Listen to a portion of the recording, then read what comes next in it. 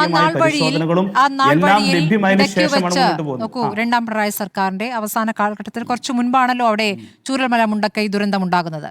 അതിനുശേഷം വയനാടുമായി ബന്ധപ്പെട്ട് വയനാട്ടിലെ കാലാവസ്ഥയിൽ വന്നിരിക്കുന്ന വലിയ മാറ്റം, വയനാട്ടിൽ മാത്രമല്ല പൊതുവെ കേരളത്തിൽ മഴയിൽ വരുന്ന വ്യത്യാസം, അത് വയനാട്ടിൽ പ്രത്യേകിച്ച് മഴയിൽ വന്ന വ്യത്യാസം വലിയ രീതിയിൽ അത് വിലയിരുത്തപ്പെടുന്നുണ്ട്. ചില ഭാഗത്ത്, വയനാട്ടിൽ തന്നെ ചില ഭാഗത്ത് ഭയങ്കര ചൂടാണ്, ചില ഭാഗത്ത് ഭയങ്കരമായി മഴ പെയ്യുന്നു. ഈ തരത്തിൽ കാലാവസ്ഥ വലിയ രീതിയിൽ വ്യത്യാസപ്പെടുന്നുണ്ട് ഒരു ജില്ലയിൽ തന്നെ.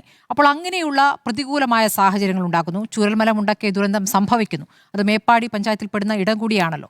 അപ്പോൾ അവിടെ ഒരു പദ്ധതിയിലേക്ക് പോകുമ്പോൾ ഇങ്ങനെ ഒരു ദുരന്തത്തിന്റെ പശ്ചാത്തലം കൂടിയുണ്ട്. അപ്പോൾ അതുമായി ബന്ധപ്പെട്ട ഒരു പുനരാലോചന അവിടെ വേണ്ടതായിരുന്നു. ഇനി അങ്ങ് പറയുന്ന പോലെ ഈ പറഞ്ഞു വന്ന ഈ കടന്നു വന്ന ഘട്ടങ്ങളിലൊക്കെ അങ്ങ് പറയുന്ന DPR-ലടക്കം 60 കാര്യങ്ങൾ പരിശോധിക്കണമെന്ന നിർദ്ദേശമുണ്ട്. ഇപ്പോൾ സുപ്രീം കോടതിയുടെ ഉത്തരവുണ്ട് എന്ന് പറയുന്നു, കേന്ദ്ര സർക്കാരിന് അനുമതിയുണ്ടെന്ന് പറയുമ്പോൾ ഇതൊക്കെ തന്നെയും ചില കാര്യങ്ങൾ ചെയ്യണമെന്ന് പറഞ്ഞുകൊണ്ടാണ്, ചില പഠനങ്ങൾ നടത്തണമെന്ന് പറഞ്ഞുകൊണ്ടാണ്. ആ പഠനങ്ങൾ നടത്തുന്നതിന് മുൻപ് തന്നെ ഈ പദ്ധതിയിലേക്ക് കടന്നു എന്നൊരു യാഥാർത്ഥ്യം നമ്മുടെ മുന്നിലുണ്ടല്ലോ. ഇപ്പോൾ ജിയോളജിക്കൽ സർവേ ഓഫ് ഇന്ത്യ പറയുന്ന റിപ്പോർട്ട് പ്രകാരം ഇതിൽ പറഞ്ഞിരിക്കുന്ന മുന്നറിയിപ്പുകൾ അത് ഈ കോൺക്രീറ്റ് റെയിൽവേ അനുസരിച്ചില്ല എന്നുള്ളതാണ്, ഈ കരാറുകൾ അനുസരിച്ചില്ല എന്നാണ്. അപ്പോൾ അങ്ങനെ വരുമ്പോൾ ഈ നിർമ്മാണത്തിൽ തന്നെ പാകപ്പിഴ വന്നിരിക്കുന്നു. അതിന്റെ ഉത്തരവാദിത്തം ആർക്കാണ് ലിൻഡോ? നിങ്ങൾ ഈ പറയുന്നതിനകത്ത് ഒരുപാട് വസ്തുതാപരമായ മിസ്റ്റേക്കുകളുണ്ട്. സ്റ്റേറ്റിൻ്റെ ക്ലിയറൻസ് തരുമ്പോൾ ഒരു കണ്ടീഷൻ പറയും, ഇന്ന കാര്യങ്ങൾ പാലിക്കണം, പാലിച്ചില്ലെങ്കിൽ സ്റ്റേറ്റിൻ്റെ ക്ലിയറൻസ് നഷ്ടമാകും. സെൻട്രൽ ഗവൺമെൻറ്റും നമുക്ക് തരുമ്പോൾ 60 കണ്ടീഷനുകൾ പറഞ്ഞു. ആ കണ്ടീഷനുകൾ പാലിച്ചില്ലെങ്കിൽ എൻവയോൺമെൻറ്റ് ക്ലിയറൻസ് ക്യാൻസൽ ആകും. അത് കണ്ടീഷണലിയാണ്. എല്ലാ പരിസ്ഥിതിയുടെ ക്ലിയറൻസും അങ്ങനെയാണ് തരിക, ഒരു കണ്ടീഷണലിയാണ് തരിക. അപ്പോൾ സ്വാഭാവികമായിട്ട് ആ കണ്ടീഷണലി തന്ന 60 കാര്യങ്ങളാണ്. ആ കാര്യങ്ങളിൽ വീഴ്ച സംഭവിച്ചിട്ടുണ്ടോ എന്ന് പരിശോധിക്കേണ്ടത് ഗവൺമെൻറ്റിൻ്റെ വകുപ്പാണ്. ആ വകുപ്പ് പരിശോധിക്കുന്നതിൽ പോരായ്മ സംഭവിച്ചിട്ടുണ്ടോ എന്നത് പരിശോധിക്കപ്പെടേണ്ട കാര്യമാണ്. അതിൻ്റെ അകത്ത് തർക്കമില്ല. ഇവിടെ എന്താണ്, ഇവിടെ സ്റ്റേറ്റിൻ്റെയും സെൻട്രൽ ഗവൺമെൻറ്റിൻ്റെയും ക്ലിയറൻസ് ലഭ്യമായ ഘട്ടത്തിൽ പരിസ്ഥിതി സംരക്ഷണ സമിതി എന്ന പേരിൽ വയനാട് നിന്ന് ഒരു കൂട്ടം ആളുകൾ ഹൈക്കോടതിയെ സമീപിച്ചു. ഹൈക്കോടതി സ്റ്റേറ്റ് ഗവൺമെൻറ്റിൻ്റെയും സെൻട്രൽ ഗവൺമെൻറ്റിൻ്റെയും പരിസ്ഥിതിയുടെ ക്ലിയറൻസ് പരിശോധിച്ചുകൊണ്ട് ഈ പദ്ധതിയുമായി മുന്നോട്ട് പോകാമെന്ന് പറഞ്ഞു. ആ പദ്ധതിയുമായി മുന്നോട്ട് പോകാമെന്ന് പറഞ്ഞപ്പോൾ അതിൽ അവരെന്ത് ചെയ്തു, സുപ്രീം കോടതിയെ സമീപിക്കുന്ന സാഹചര്യമുണ്ട്. ചീഫ് ജസ്റ്റിസ് തന്നെയാണ് അന്നത്തെ ഈ കേസ് പരിഗണിക്കുന്ന സാഹചര്യം ഉണ്ടായത്. സുപ്രീം കോടതിയും ഈ കാര്യങ്ങൾ പരിശോധിച്ച് 2024 മുണ്ടക്കൈ ചൂരൽമല ദുരന്തം ഉൾപ്പെടെ അന്നത്തെ ഈ വിഷയവുമായി ബന്ധപ്പെട്ട് തുരങ്കപാതയ്ക്കെതിരെ സുപ്രീം കോടതി പോയ ആളുകൾ ചൂണ്ടിക്കാണിച്ച വിഷയം ഉൾപ്പെടെ ഈ സുപ്രീം കോടതി പരിഗണിച്ചുകൊണ്ടാണ് ഈ പദ്ധതിയുമായി മുന്നോട്ട് പോകാമെന്നുള്ള നിർദ്ദേശം മുന്നോട്ട് വെച്ചത്. അതിൻ്റെ അടിസ്ഥാനത്തിലാണ് ഈ പദ്ധതിയുമായി മുന്നോട്ട് പോയത്. അപ്പോൾ സ്വാഭാവികമായിട്ട് ഒരു പദ്ധതി നടപ്പിലാക്കുമ്പോൾ അതിനകത്ത് ഇന്ന കാര്യങ്ങൾ പരിശോധിക്കണം. നിങ്ങൾ ഈസി വായിച്ച് നോക്കിയിട്ടുണ്ടോ? എൻവയോൺമെൻറ്റ് ക്ലിയറൻസ് എന്നുള്ള പബ്ലിക് ഡൊമൈനിലുള്ള ഒരു കാര്യമാണ്. സെൻട്രൽ ഗവൺമെൻറ് നൽകിയിട്ടുള്ള ഈസിയിൽ എന്തൊക്കെയാണ് പറയുന്നത്?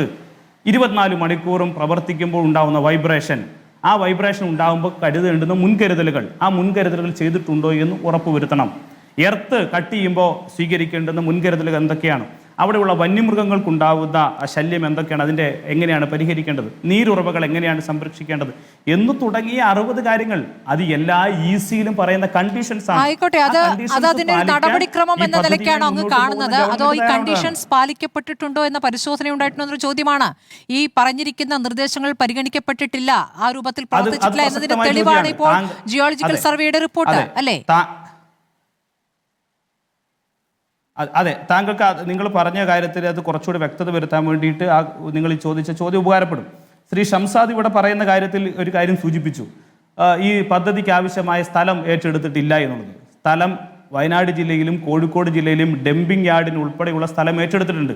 ആ ഡംപിംഗ് യാർഡിലേക്ക് മണ്ണ് കൊണ്ടുപോകുമ്പോൾ ആ മണ്ണ് കൊണ്ടുപോകുന്നത് തടഞ്ഞുകൊണ്ട് അന്നത്തെ അവിടുത്തെ വില്ലേജ് ഓഫീസർ കൊടുത്ത സ്റ്റോപ്പ് മെമ്മോയാണിത്. ഇത് സ്റ്റോപ്പ് മെമ്മോ കൊടുക്കുന്നത് 8/10/2025 8/10/2025 മണ്ണ് മൂവ് ചെയ്യുന്ന ഘട്ടത്തിൽ കൊടുത്ത ഒരു സ്റ്റോപ്പ് മെമ്മോയാണ്. അതിന് കാരണം എന്താണെന്ന് ചോദിച്ചാൽ, അത് എസ്റ്റേറ്റ് ഭൂമി ആയതുകൊണ്ട് എസ്റ്റേറ്റ് ഭൂമിയിൽ മണ്ണ് കൊണ്ടുപോയി ഇടാൻ വേണ്ടി പാടില്ല എന്ന് പറഞ്ഞുകൊണ്ട് നടത്തിയ ഒരു സ്റ്റോപ്പ് മെമ്മോയാണ്. അതോടൊപ്പം തന്നെ അവിടെ ഫോറസ്റ്റിൻ്റെ ഒരു 1980 ആക്ട്, സ്പെഷ്യൽ ഫോറസ്റ്റ് ആക്ട് പ്രകാരം ഇവർ ലീസിനെടുത്ത ഭൂമി, ആ ലീസിനെടുത്ത ഭൂമിയിൽ മരങ്ങൾ മുറിക്കാൻ വേണ്ടി പാടില്ല എന്നൊരു ഫോറസ്റ്റ് ആക്ട്, ആ ആക്ട് പ്രകാരം മണ്ണ് തട്ടാൻ വേണ്ടി കഴിയാത്ത സാഹചര്യം അവിടെ ഉണ്ടായിട്ടുണ്ട്. ഈ ആനക്കാമ്പൊലി സൈഡിൽ 12 ഏക്കർ സ്ഥലമാണ് ഡംപിംഗ് യാർഡിന് വേണ്ടി എടുത്തത്. ഷംസാദ് പറയുന്നത് പോലെ പദ്ധതിക്ക് ആവശ്യമായിട്ടുള്ള സ്ഥലം ഏറ്റെടുക്കാതിരുന്നിട്ടില്ല. അദ്ദേഹത്തിന് ആ വിഷയത്തെക്കുറിച്ച് കാര്യമായ അറിവില്ലാത്തത് കൊണ്ടാണ് അങ്ങനെ പറയുന്നത്. പിന്നെ അദ്ദേഹം പറഞ്ഞു ഒരു എംപവേർഡ് കമ്മിറ്റി രൂപീകരിച്ചിട്ടില്ല എന്നുള്ളത്. എംപവേർഡ് കമ്മിറ്റി രൂപീകരിച്ചിട്ടുണ്ട്. ആ എംപവേർഡ് കമ്മിറ്റിയുടെ പ്രവർത്തനത്തെ സംബന്ധിച്ച് കൃത്യമായ പരിശോധന LDF ഗവൺമെൻറ് കാലത്തുണ്ടായിരുന്നു. അത് നിങ്ങൾക്ക് കൃത്യമായി വ്യക്തമായി അവർ വന്ന് പരിശോധിച്ച ഡീറ്റെയിൽ ഉൾപ്പെടെയുള്ള കാര്യം ഞാൻ നിങ്ങൾക്ക് പറഞ്ഞു തരാം. അതിൽ ആദ്യത്തെ കോഴിക്കോട് ജില്ലയിലെ എംപവേർഡ് കമ്മിറ്റിയിലുള്ള അംഗങ്ങൾ എന്ന് പറയുന്നത് ഒന്ന് കോഴിക്കോട് ജിയോളജി ഡിപ്പാർട്ട്മെൻറ്റിൽ ഡിസ്ട്രിക്ട് ജിയോളജിസ്റ്റാണ്, ഡിസാസ്റ്റർ മാനേജ്മെൻറ്റിൽ ഡെപ്യൂട്ടി കളക്ടറാണ്, എൻവയോൺമെൻറ്റൽ മാനേജ്മെൻറ്റിൽ എൻവയോൺമെൻറ്റൽ എഞ്ചിനീയറാണ്, സോഷ്യൽ വർക്കർ നൽകി MA ജോൺസൺ. ഈ കമ്മിറ്റി കോൺസ്റ്റിറ്റ്യൂട്ട് ചെയ്യുന്നതെന്നാണ് 25/7/2025 25/7/2025 ഈ കമ്മിറ്റി കോൺസ്റ്റിറ്റ്യൂട്ട് ചെയ്തിട്ടുണ്ട്. ഇനി വയനാട് ജില്ലയിലെ committee Shri Shelij district geologist Wayanad ജില്ലയിൽ, അതുപോലെ സീനിയർ എൻവയോൺമെൻറ്റൽ എഞ്ചിനീയർ, അതുപോലെ തന്നെ ഹസാഡ് അനാലിസ്റ്റ് ഡിസ്ട്രിക്ട് ഡിസാസ്റ്റർ മാനേജ്മെൻറ്റിലെ, സോഷ്യൽ വർക്കർ P നന്ദകുമാർ എന്നീ 5 പേരടങ്ങുന്നതാണ് വയനാട് ജില്ലയിലെ ഈ പറഞ്ഞ കമ്മിറ്റി. ഈ കമ്മിറ്റി കോൺസ്റ്റിറ്റ്യൂട്ട് ചെയ്തിട്ടുണ്ട്. ഈ കമ്മിറ്റിയുടെ പ്രവർത്തനം എങ്ങനെയാണ് എന്നത് പരിശോധിക്കുന്നതാണ്. ഈ ഫോട്ടോ നിങ്ങൾ കാണാം.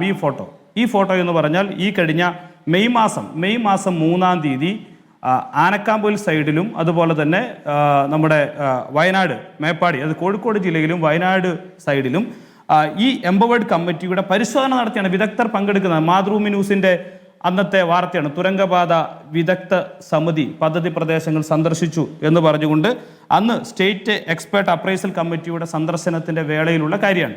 ഇനി 6 മാസം കൂടുമ്പോൾ റിപ്പോർട്ട് കൊടുക്കണം എന്ന് പറഞ്ഞിട്ട് ഈ ലാസ്റ്റ് കൊടുത്ത റിപ്പോർട്ട് അത് നിങ്ങൾക്ക് കാണിച്ചു തരാം. ഹാഫ് ഇയർലി കംപ്ലയിൻസ് റിപ്പോർട്ട് എന്ന് പറഞ്ഞ റിപ്പോർട്ട് കൊടുക്കണമെന്ന് ഈ പറഞ്ഞ അതിൻ്റെ അകത്ത് പറഞ്ഞിട്ടുണ്ട്. ആ റിപ്പോർട്ട് കൊടുത്താണ്. ഈ റിപ്പോർട്ട് കൊടുത്തിരിക്കുന്ന ദിവസം എന്ന് പറയുന്നത് 17/6/2025 കൊടുത്ത ആയിട്ട് ഒരു റിപ്പോർട്ടാണ്. 17/6/2025 കൊടുത്ത ഒരു റിപ്പോർട്ട്. രണ്ടാമത് കൊടുത്തിരിക്കുന്ന റിപ്പോർട്ട് 15/12/2025 കൊടുത്തിരിക്കുന്ന റിപ്പോർട്ടാണ്. അത് നിങ്ങൾക്ക് വേണമെങ്കിൽ ഒന്ന് സൂം ചെയ്താൽ അത് കാണാം. അത് വേണമെങ്കിൽ സ്മൃതിക്ക് ഞാൻ അയച്ചു തരാം. ഈ പറയുന്നത് പോലെ എല്ലാ കണ്ടീഷനുകളും കൃത്യമായി പാലിച്ച് മോണിറ്റർ ചെയ്യപ്പെട്ടിട്ടാണ് ഈ പദ്ധതി മുന്നോട്ട് കൊണ്ടുപോയത്. അങ്ങനെയാണെങ്കിൽ ലിൻഡോ, ഞാൻ സംശയം ചോദിക്കട്ടെ. ഇപ്പോൾ മണ്ണെടുത്ത് മണ്ണ് കൊണ്ടിടാനുള്ള സ്ഥലം കണ്ടെത്തി എന്ന് പറയുന്നു ഇവർ. ആ സ്ഥലം 2 ഇടത്തായി. അവിടെ കോടതിയിലേക്ക് പോയി ആ സ്ഥലത്തിന്റെ ഉടമകൾ, അല്ലെങ്കിൽ അവിടെ പ്രശ്നമുണ്ടായി, അതിനൊരു തടസ്സം നേരിട്ടു. ആ തടസ്സം നേരിടുമ്പോൾ ഈ എടുത്തെടുത്ത് തന്നെ മണ്ണ് കൂട്ടിയിടുന്നത് കാണുന്നുണ്ടല്ലോ. ഈ പറയുന്ന കമ്മിറ്റി വന്ന് പരിശോധിക്കുന്നു. അങ്ങ് പറഞ്ഞതുപോലെ കൃത്യസമയത്ത് പരിശോധന നടക്കുമ്പോൾ ഈ കൂട്ടിയിട്ട മണ്ണ് കാണുന്നുണ്ടല്ലോ. അവിടെ ഇടാൻ പാടുമോ? ആത്യന്തികമായി അവിടുന്ന് മണ്ണ് കൊണ്ടുപോകണം എന്നുള്ളതാണല്ലോ. അതിന് മറ്റു വഴികൾ തേടുക എന്നുള്ളതാണല്ലോ. അവിടെ കൊണ്ടിടാൻ പാടില്ലല്ലോ. അവിടെ അത് കൂന പോലെ മണ്ണ് ഉയർന്നു. ആ മണ്ണ് ഉയർത്തിയിട്ടതല്ല ഇപ്പോൾ ദുരന്ത കാരണം എന്നൊരു വാദം പറയാമെങ്കിലും അത് ചെയ്യാൻ പാടില്ലാത്ത കാര്യങ്ങൾ അവിടെ നടന്നിട്ടുണ്ട്. അപ്പൊ അങ്ങീ പറഞ്ഞ പോലെ മണ്ണ് അവിടെ നിന്ന് കൊണ്ടുപോകണം എന്നുള്ളത് ഈ പറഞ്ഞ നിർദ്ദേശങ്ങളിൽ ഒന്നാണല്ലോ, നടപ്പായില്ലല്ലോ. നടപ്പാക്കാൻ കഴിയാത്തത് എന്തുകൊണ്ട് എന്ന പരിശോധനയാണ് നടത്തേണ്ടത്. ആരാണ് ഈ പരിശോധന നടത്തേണ്ടത് എന്നതിനെ സംബന്ധിച്ചാണ് വിലയിരുത്തേണ്ടുന്നത്. അതിനാണ് ഞങ്ങൾ പറഞ്ഞത് ഇതിനകത്തൊരു വീഴ്ച സംഭവിച്ചിട്ടുണ്ട്. കൃത്യമായി മോണിറ്റർ ചെയ്യപ്പെട്ട് പോയിക്കൊണ്ടിരുന്ന ഒരു പദ്ധതി, ആ പദ്ധതിയുടെ നാൾവഴിയിൽ ഗവൺമെന്റ് മാറിയതോടുകൂടി ഈ പദ്ധതി കൃത്യമായി മോണിറ്റർ ചെയ്യപ്പെടുന്നതിൽ വീഴ്ച സംഭവിച്ചു. എനിക്ക് മനസ്സിലാകാത്തത് ഈ പറഞ്ഞ ഒരു 60 ദിവസം കൊണ്ട് വന്നിരിക്കുന്ന ഒരു ദുരന്തം എന്ന നിലയ്ക്കാണോ ഇതിനെ കാണുന്നത്? ഒരു 60 ദിവസം, ഈ പുതിയ സർക്കാർ വന്ന് കൂടിപ്പോയ 60 ദിവസം, ഈ ദിവസത്തിനിടയ്ക്ക് വന്നിരിക്കുന്ന ഒരു അനാസ്ഥയുടെ ഭാഗമായിട്ടുണ്ടായതാണോ ഈ ദുരന്തം? അങ്ങനെ ഞങ്ങൾ പറഞ്ഞില്ലല്ലോ. അങ്ങനെ ഞങ്ങൾ പറഞ്ഞോ? അങ്ങനെ ഞങ്ങൾ ആരും ആരോപിച്ചിട്ടില്ല. ഈ ദുരന്തം തന്നെ ഉണ്ടായത് എന്ന് പറഞ്ഞാൽ തുരങ്കപാതയുടെ നിർമ്മാണവുമായി ബന്ധപ്പെട്ടുകൊണ്ടാണ് ഈ ദുരന്തം സംഭവിച്ചത് എന്ന് നിങ്ങൾ കരുതുന്നുണ്ടോ? തുരങ്കപാതയുടെ നിർമ്മാണവുമായി സംശയിക്കുന്നു. കാരണം ഈ പ്രദേശം അത്രത്തോളം ഫ്രജൈലായ പ്രദേശമാണെന്ന തർക്കമില്ലല്ലോ. ലിൻഡോയ്ക്ക് തർക്കമുണ്ടോ ഈ പ്രദേശം അത്രത്തോളം ഫ്രജൈലായ പ്രദേശമാണെന്ന്? ഇല്ല, ഒരു തർക്കവുമില്ല. അതിനു മുമ്പ് പുത്തുമലയിലും മുണ്ടക്കയിലും ചൂരൽമലയിലും ഒക്കെ ദുരന്തം ഉണ്ടായത് തുരങ്കപാതയുടെ നിർമ്മാണം കൊണ്ടല്ല. അല്ല, പക്ഷേ അങ്ങനെയൊന്നും ഇല്ലാതെ തന്നെ ദുരന്ത സാധ്യതയുള്ള ഒരു സ്ഥലമാണ് ലിൻഡോ. അങ്ങനെയുള്ള ഒരു സ്ഥലത്ത് ഇങ്ങനെ തുരക്കാൻ പോകുമ്പോൾ ആ തുരക്കൽ എത്രത്തോളം ദുരന്തമുണ്ടാക്കും, അതിന്റെ വ്യാപ്തി കൂട്ടുമെന്നുള്ള സംശയമില്ലേ? അതിപ്പോൾ യാഥാർത്ഥ്യമായില്ലേ? നമ്മുടെ മുന്നിൽ ഇപ്പോൾ 7 ജീവനുകൾ, ഇപ്പോൾ 7 മൃതദേഹങ്ങൾ കിട്ടി എന്നുള്ള യാഥാർത്ഥ്യമാണ് നിൽക്കുന്നത് അല്ലേ? അതിൽ കൂടുതൽ മരണം ഉണ്ടാകാതിരുന്നത് അന്ന് മഴ കാരണം ആളുകളോട് പോകാൻ പറഞ്ഞുകൊണ്ടാണ് എണ്ണം കൂടാതിരുന്നത്. ഇന്ന് 7 എന്ന അക്കം ചെറുതാണെന്നല്ല ഞാൻ പറയുന്നത്, പക്ഷെ അതിലും വലിയൊരു ദുരന്തമാകുമായിരുന്നു. 7 മൃതദേഹങ്ങൾ കിട്ടി, ഇനിയും കിട്ടാനുണ്ട്. അപ്പോൾ ഇതാണ് നമ്മുടെ മുന്നിൽ യാഥാർത്ഥ്യം. ആളുകളെ കുരുതി കൊടുത്തുകൊണ്ട് വികസനം എന്ന് പറയുമ്പോൾ നിങ്ങൾ പറയുന്നത് കേട്ടുകൊണ്ടാണ് ഞാൻ ചോദിച്ചത്. നിങ്ങൾ പറഞ്ഞല്ലോ, നിങ്ങൾ ചോദിച്ച ചോദ്യത്തിന് നിങ്ങൾ പൂർണ്ണമായിട്ടും മറുപടി പറഞ്ഞുകൊണ്ടിരിക്കുകയാണ്. ഞാൻ പറയുന്നത് കൂടി നിങ്ങൾ കേൾക്കൂ. ഇങ്ങനെ ഒരു പദ്ധതി നടപ്പിലാക്കുമ്പോൾ നിരന്തരമായ മോണിറ്ററിംഗ് ആവശ്യമാണ്. ആ മോണിറ്ററിംഗിൽ കൈമോശം സംഭവിച്ചു. അതാണ് PWD മിനിസ്റ്റർ സൂചിപ്പിച്ചത്. ഈ പദ്ധതിയുമായി PWDക്ക് ഒരു ബന്ധവുമില്ല എന്ന് അദ്ദേഹത്തിന് പറയാൻ കഴിഞ്ഞത് പ്രാഥമികമായി ഇതിനെക്കുറിച്ച് അദ്ദേഹം മനസ്സിലാക്കാത്തതിന്റെ ഭാഗമായിട്ടല്ലേ? അത് നിങ്ങൾ ചോദിക്കുന്നുണ്ട്. ആ ചോദ്യം നിങ്ങൾ ചോദിക്കുന്നതേ ഇല്ല. ഈ പദ്ധതിയുമായി ബന്ധപ്പെട്ട് നിങ്ങൾ പറഞ്ഞു ജില്ലാ കളക്ടർ വന്നിട്ട് മണ്ണ് മാറ്റാൻ വേണ്ടി പറഞ്ഞു. ഇതിനിടയിൽ ഒരു വലിയ പീരീഡ് ഗവൺമെന്റ് ഇലക്ഷൻ നോട്ടിഫിക്കേഷനുമായി ബന്ധപ്പെട്ട് മാറിയതുണ്ട്. ഒരു 4-5 മാസം ഇലക്ഷൻ നോട്ടിഫിക്കേഷനുമായി ബന്ധപ്പെട്ട് മാറി നിന്നുണ്ട്. അത് നിങ്ങൾ ആ കാര്യം നിങ്ങൾ കാണുന്നില്ല. ഒരു മാസത്തോളം ഇലക്ഷൻ നോട്ടിഫിക്കേഷനുമായി ബന്ധപ്പെട്ടുകൊണ്ട് വന്നതും 1 മാസം തെരഞ്ഞെടുപ്പിന്റെ റിസൾട്ട് വരാനുള്ളതും പിന്നീട് ഗവൺമെന്റ് വന്നതിന് ശേഷമുള്ള 1.5 മാസക്കാലം, ഏകദേശം ഒരു 3-4 മാസത്തോളം എന്താണ് ഈ പദ്ധതിയുമായി ബന്ധപ്പെട്ട് മോണിറ്റർ ചെയ്യപ്പെടാനുള്ള സാധ്യത ഉണ്ടായിരുന്നില്ല. എന്നാൽ ഇതിന് നിശ്ചയിക്കപ്പെട്ട ഉദ്യോഗസ്ഥർ ഇതിന് ഫോളോ അപ്പ് നടത്തണ്ടേ? അതിന് കൃത്യമായി പരിശോധിക്കണ്ടേ? ആ പരിശോധിച്ച് തിരുത്തൽ വരുത്തണം. ഞാൻ നിങ്ങളോട് പറഞ്ഞല്ലോ, സ്റ്റോപ്പ് മെമ്മോ ഒരു വില്ലേജ് ഓഫീസർ കൊടുത്തു. ജില്ലാ കളക്ടർ വന്നിട്ട് ഈ മണ്ണ് മാറ്റണമെന്ന് പറഞ്ഞിട്ട് മണ്ണ് മാറ്റാൻ വേണ്ടി കഴിഞ്ഞില്ല എന്ന് പറയുന്ന സാഹചര്യം ഉണ്ടായി. അപ്പോൾ വില്ലേജ് ഓഫീസറുടെ അധികാര പരിധി പോലും ഒരു ജില്ലാ കളക്ടർക്ക് ഉണ്ടാകുന്നില്ലേ? ഭരണ സംവിധാനത്തിന് ഉണ്ടാകുന്നില്ലേ? ആ വീഴ്ചയെ ചൂണ്ടിക്കാണിക്കണ്ടേ? നിങ്ങൾ ഈ പറഞ്ഞു ഈ മണ്ണ് എന്തുകൊണ്ട് മാറ്റിയില്ല എന്ന്. മണ്ണ് മാറ്റാൻ ആവശ്യമായ കാര്യങ്ങൾ അവിടെ നിർദ്ദേശം കൊടുത്തിട്ടുണ്ട്. ഈ പറഞ്ഞ ഈ പദ്ധതിയോട് ചേർന്ന് 5 ഏക്കർ സ്ഥലം ഇവരെടുത്തിട്ടുണ്ട് മണ്ണ് മാറ്റാൻ വേണ്ടി. എന്നാൽ കൂടുതൽ സ്ഥലത്തേക്ക് മണ്ണ് മാറ്റാൻ ആവശ്യമായ സ്ഥലം ആവശ്യമാണ്. ആ ആവശ്യമായ സ്ഥലം കണ്ടെത്തി കൊടുക്കുന്നതിന് എന്താണ് വീഴ്ച സംഭവിച്ചത്? ലീസിനെടുത്തു എന്ന് പറഞ്ഞ സ്ഥലം ഞാൻ പറഞ്ഞല്ലോ, 1980 ഫോറസ്റ്റ് ആക്ട് പ്രകാരം മരം മുറിക്കാൻ കഴിയാത്ത ഒരു സ്ഥലം ലീസിന് അവരെടുത്തു. എടുത്തെന്ന് പറഞ്ഞാൽ അവർക്ക് ആദ്യം അറിയുമായിരുന്നില്ല, അവരെടുത്തതാണ്. കൊങ്കൺ റെയിൽവേ കോർപ്പറേഷൻ പോയി നോക്കി യോജ്യമാണ്, മറ്റ് അപകടങ്ങളൊന്നുമില്ല എന്ന് കണ്ടെത്തിയ സ്ഥലമാണ്. അവിടെ പോയി മണ്ണ് ഡംപ് ചെയ്യാൻ പൂർണ്ണമായി നേരത്തെ പറഞ്ഞതായതുകൊണ്ടാണ് അവിടെ ഡംപ് ചെയ്യാൻ വേണ്ടി പോകുന്ന പറഞ്ഞതല്ല, പൂർണ്ണമാക്കണം. അല്ല, നിങ്ങൾ പൂർണ്ണമാക്കണം. നിങ്ങൾ പൂർണ്ണമാക്കാൻ വേണ്ടി സമ്മതിക്കൂ. 2 പോയിന്റ് പൂർണ്ണമാക്കാൻ നിങ്ങൾ സമ്മതിക്കൂ. എന്നിട്ട് നിങ്ങൾ പൊക്കോ, പിന്നെ സമയം കിട്ടിയില്ലെങ്കിലും കുഴപ്പമില്ല. അപ്പൊ അങ്ങനെ ഡംപ് ചെയ്യാൻ വേണ്ടി പോകുന്ന സ്ഥലത്ത് വെച്ചിട്ടാണ് എന്ത് ചെയ്യുന്നത്? അവിടുത്തെ അന്നത്തെ ഫോറസ്റ്റ് ഡിപ്പാർട്ട്മെന്റ് തടയുന്നത്. അങ്ങനെ തടയുന്ന ഘട്ടത്തിലാണ് അന്നത്തെ കിഫ്ബിയുടെ CEO എബ്രാം സാർ, ഈ പദ്ധതിയുടെ ചുമതലക്കാരൻ കൂടിയായിട്ടുള്ള CEOയും PWD സെക്രട്ടറിയും 2 ജില്ലയിലെയും കളക്ടറും, അന്ന് കോഴിക്കോട് ജില്ലയിലെ കളക്ടർ സ്നേഹിൽകുമാറാണ്, വയനാട് ജില്ലയിലെ കളക്ടറും കൂടെ പങ്കെടുത്തുകൊണ്ട് യോഗം ചേർന്ന്, ഫോറസ്റ്റിന്റെ CCF കൂടി പങ്കെടുത്തുകൊണ്ട് യോഗം ചേർന്ന്, ഞാൻ കൂടി പങ്കെടുത്തുകൊണ്ട് യോഗം ചേർന്നുകൊണ്ട് അവിടെ മണ്ണ് ഡംപ് ചെയ്യാൻ ആവശ്യമായ കാര്യങ്ങൾ, ആവശ്യമായ സൗകര്യമൊരുക്കാൻ ആവശ്യമായ കാര്യങ്ങൾ അവിടെ ആലോചിക്കുകയും ചർച്ച ചെയ്യുകയും ചെയ്തത്. ഇങ്ങനെ ഒരുപാട് പ്രതിസന്ധികൾ ഈ ഘട്ടത്തിൽ വരും. ആ ഘട്ടത്തിൽ മറികടക്കണം. വയനാടിന്റെ പ്രശ്നം എന്താ? വയനാടിന് സാധാ കിട്ടുന്നത് പോലെ റവന്യൂ ഭൂമി കിട്ടാനില്ല.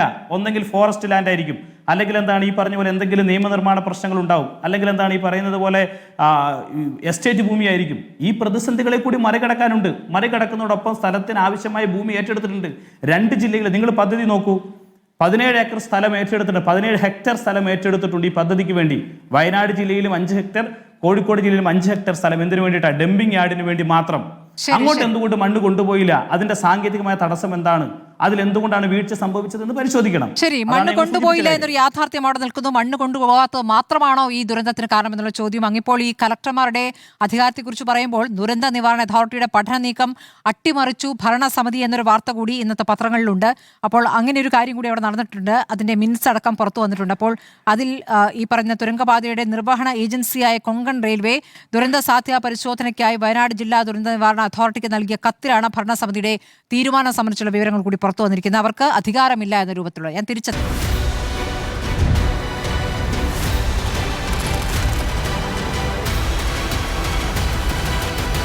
ഡിബേറ്റ് വിത്ത് സ്മൃതി പരുത്തിക്കാട്.